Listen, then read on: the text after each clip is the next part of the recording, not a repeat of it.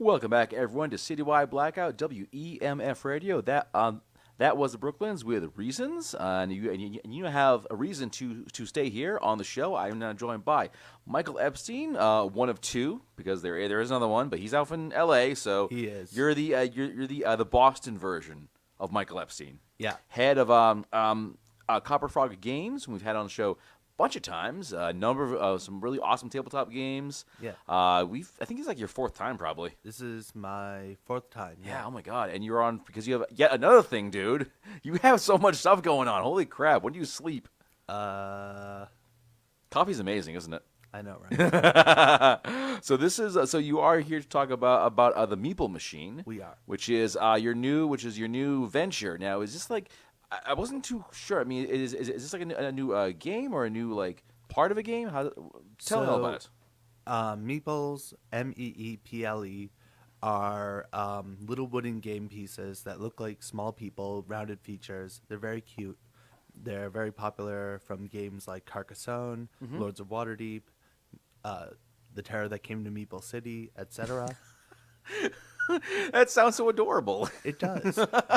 And so, but most of these that you find in games are painted particle board. Mm-hmm. They're just super cheap, super flimsy, super light. They often come out with pretty severe defects, I've noticed. Okay. I once ordered a bunch of meeples in a bag, and somehow one of the meeples was missing half of itself Oh god. vertically. That's terrible. One of the meeples ate the other. It was terrifying. That monster. We love you, print play games. We just don't love your shippers, that's all. Eh. You know. Well, I mean, it wasn't even in the bag. Oh jeez. They got hungry. So, with my friend Eric Badger, who lives up in Vermont, we have created a line of solid hardwood artisanal meeples. So our Kickstarter started with just 3 different meeples, Tigerwood, Red Oak, and Cherry.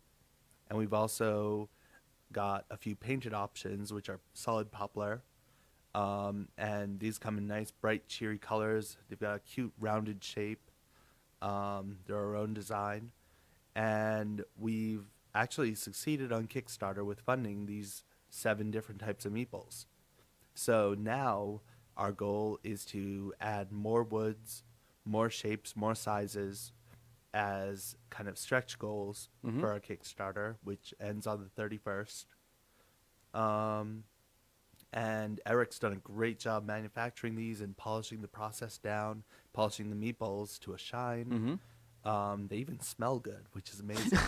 They even smell good. So we use a Oh my god. botanical tongue oil, which has a citrus-based solvent as opposed to a petroleum-based solvent. And so they actually smell really like bright and citrusy fresh. Nice. That'll fade after a few weeks, but it's nice.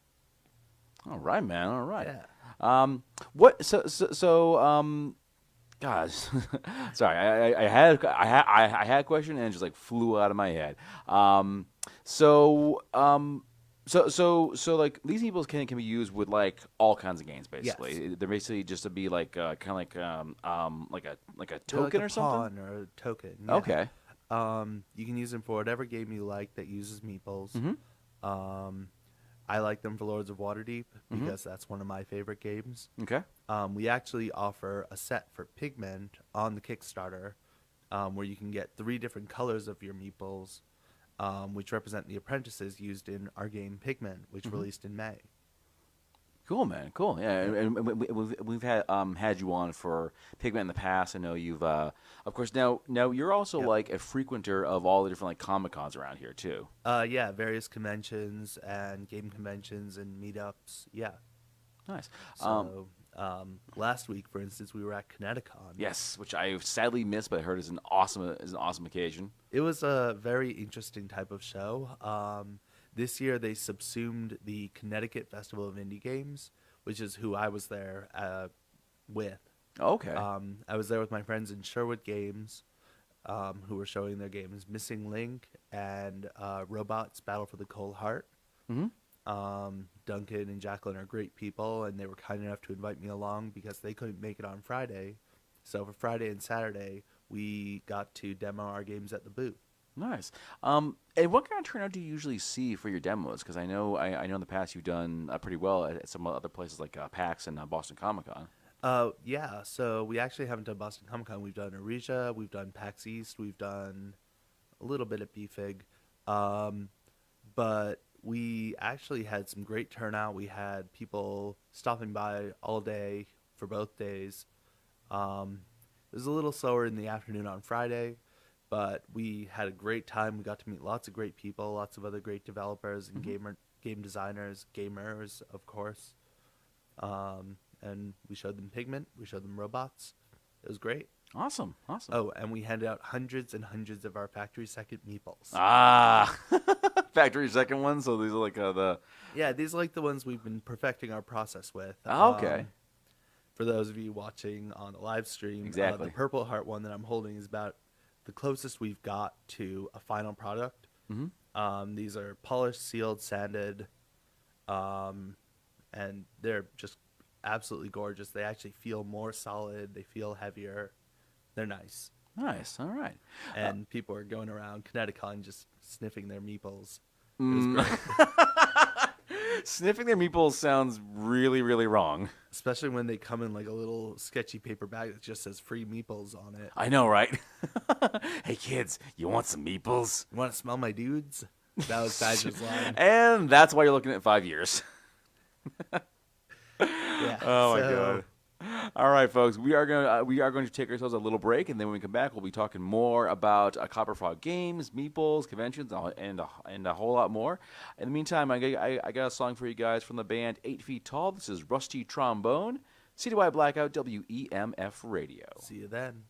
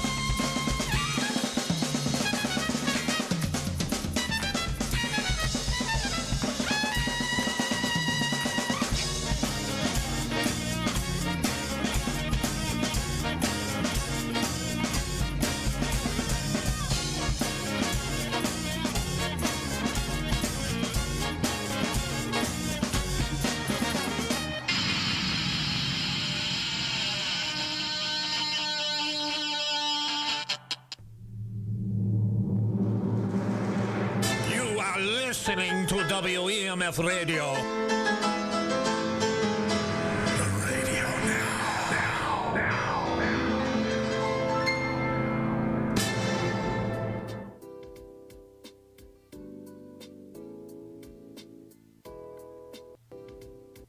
Welcome back, everyone, to Citywide Blackout WEMF Radio. I'm your host, Max Bowen. If you want to follow the show online, it is super easy. You go to facebook.com/Citywide Blackout, Twitter, Instagram, Citywide Max. And looking over at the live stream, we've got a pretty big crowd here tonight. This is really good. Of course, my good buddy Nick Thompson's watching, and Nick is an avid supporter of the show, always watching every week. So thank you, Nick. Appreciate that. My Thank good you. buddy Kate Eppers is watching. She's another avid fan of the show, and Chris Brophy's watching, so big crowd, and you're watching, but you're here. I am. How can you be watching if you're here? I know. How does this work? Ah. It's magic, man. It's dark, sinister magic. But we're talking to Michael Epstein, the founder of Copperfrog Games. Been on the show a bunch of times for your past projects, Pigment, Tattoo. I remember that one actually. That was your first time on the show. And we're actually working on Tattoo more now. Ooh, yeah. Because I know that was that game was kind of like a learning curve for you in terms of It was. navigating the Kickstarter world.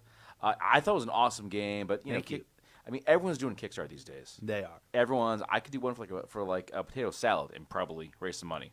Don't remind me. No, someone did that actually, right? They did. It's true. Definitely. They raised a ton of money. Yeah, my God. But yeah, Tattoo, we're working on it again. Nice. We've actually trimmed a lot of the fat on it. Yeah. It's much leaner, smaller, lighter. Remember that and was like faster the game. Because I remember that was like the big issue was like the Weight. cost of sending it was so high because it was Yeah. it was a hefty game. It was, and now it's a much lighter game, more in line with the Pigment-sized box. Nice. I want to ask also, what have you learned from like doing so many like different like Kickstarters for so many like different projects? What have been some of like the hard lessons you've gotten kind of along the way? A lot of research has been done on Kickstarter and like best practices for getting your game funded.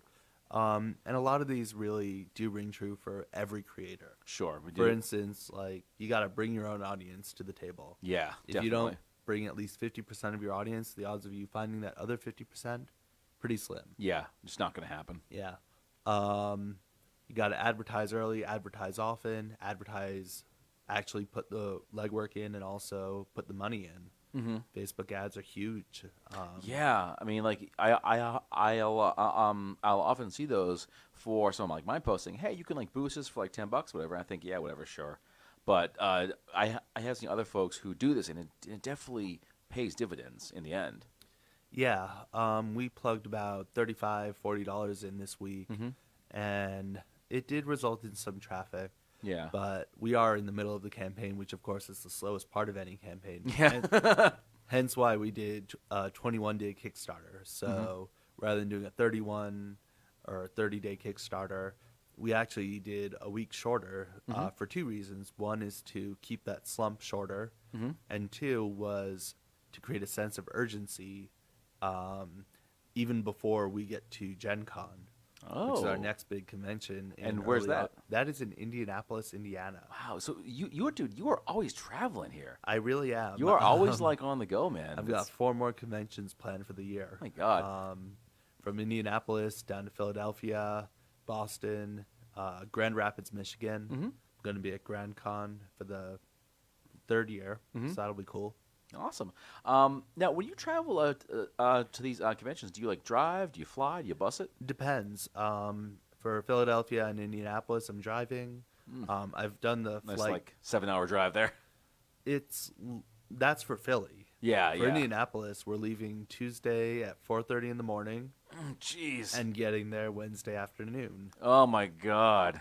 That's We've done it in one night before. We left at 9:30 p.m., got there at 3 p.m. the next afternoon, just swapping drivers. You guys are soldiers. You are troopers. I mean, I have done my fair. I've done the road trip too. I think like 8 hours is my like maximum that I can do it. But Yeah. you've done more than that. It's crazy. my We God. went Boston to New Jersey, to Indianapolis, and then back to New Jersey, and then back to Boston. Oh my God. Yeah. That's what you get for having to pick up Mike Parla. Oh, We my- love you, Mike. Yeah. If you're listening. He's home like "Arr, Epstein. No. He's great. He did the art for Moonquake Escape from my friend Jeff Johnson's game. Parajax Games does some awesome kids games, and you should totally check them out. Moonquake Escape, Toasted or Roasted, Flashlights and Fireflies. He does great games. Oh my God, it's impressive, And, man. Yeah, and Mike loves his comics. He does some great work Who on doesn't? his Instagram. Yeah, Mike Parla. All right. Parla. Follow him there. There Very you good go. stuff. All right. So what is going to be down the road for the Meeple Machine? I mean, of course, you mentioned Sure. the upcoming appearances at the different conventions, but what about for the project itself? So the Meeple Machine, we've raised about $1,000 so far. Our goal was $990, Not bad. and so we are funded. We are going to be shipping meeples. One cool thing that we're doing, because we figured out our shipping could be cheaper, is we are actually increasing the amount of meeples that every pledge gets. Awesome. We are multiplying it by 1.5. Okay. So More Meeples then. I like that. more meeples for all. So that level that I mentioned where you get 6 meeples in 3 colors, Uh-huh. now you're getting 9 meeples in 3 colors. The bulk meeple option where you're getting 100 meeples for $50, make that 150. That's So- a ton of Meeples. That is a lot of meeples, but we really were aiming that tier towards game designers Okay. and towards retailers. Yeah. Who may want to talk to us about doing custom colors, custom woods. I've talked with Maple Games about doing Maple Meeples. that just works. It It's does perfect. work, and if they're listening, I hope that they get back to me soon. Maple Games, call this guy back right now. Your phone's They're just good ringing. people. They're good people. Nice. And Where are they we're- out of? Canada, and actually some of them are in Boston area. Oh, cool. Yeah. But we're going to be bringing the Meeple Machine to conventions. The Meeple Machine name comes from, it actually will be a capsule machine. So you will cool. be able to put in quarters, turn the crank, and get meeples. I like it. Yeah. I like it. All right. And our goal for it is to have a different machine for each type of meeple. So like hardwood, painted, different shapes, different fusions of wood eventually. But that's all further down the line. Okay. We really do want to keep this product fresh. We really do want to keep the product engaging and enticing to new people, convention after convention. We'll be debuting it at PAX Unplugged, and then we'll hopefully be able to keep raising funds through just selling meeples and maybe more Kickstarters down the line. And get some meeples made. There you go. There you go. So, PAX Unplugged, that's down in Philly, and that's in November, you said, November right? 30th through December 2nd. Oh, man. And that's all like tabletop gaming, right? It is. Hence Okay. the Unplugged. Ah, yeah, because Yeah. I've been to PAX East, of course, in Boston. Great convention. A little crowded for my taste, you know. Yeah, Unplugged is actually a lot quieter because you don't have all the beep boops and biz bongs Yeah. and whistles and all the people just stomping around.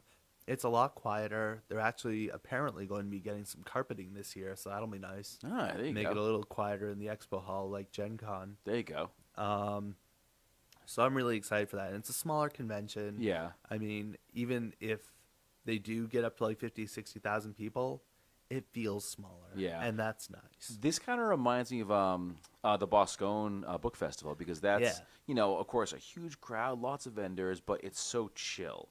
You know? Yeah, I've done Boscone, and it's been a lot of fun. It's so much. Yeah, actually, yeah, you were there Yeah, that's last right. year. I That's right. was interviewed by you. That's right, last year. Not the most recent one that we had this year, right? You weren't Right. there. Yeah.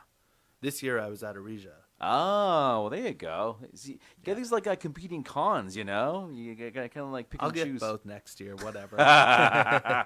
No sleep for Michael. It's true. All right. But yeah, we're going to be showing the Meeple Machine. We're going to be showing Pigment, of course.